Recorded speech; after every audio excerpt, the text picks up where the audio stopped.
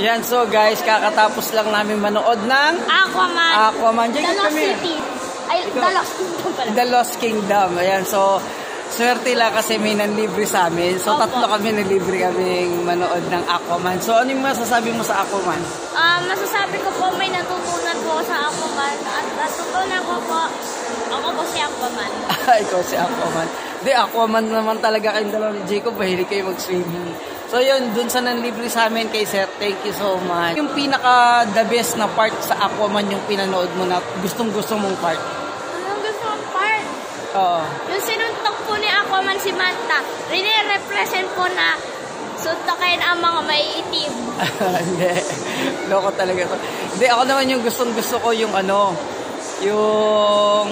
yung parang nakakayak yung mag-brother sila, di ba? Na kasi napoposes na si ano, yung kapatid niya, di ba? Oo, naiyak rin po ako. Yun, nakakayak pero, yung part niya. Pero ang gusto ko talaga yung sinapak ni Aquaman yung ano, yung si Manta kasi...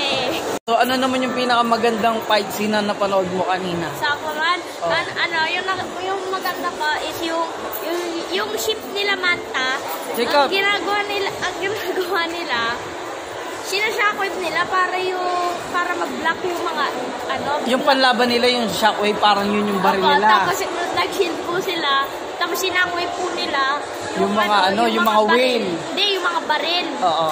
Tapos, yung mga baril na ano sa shockwave, yung mga baril nakatutok sa sa papasukan ng mga Atlanteans, tapos boom, sumabog. Oo, kasi ang ginawa kasi na technique nila, di ba, parang sonic wave yun, di ba?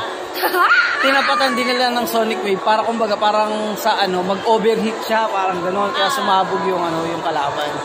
So, ang ganda, no?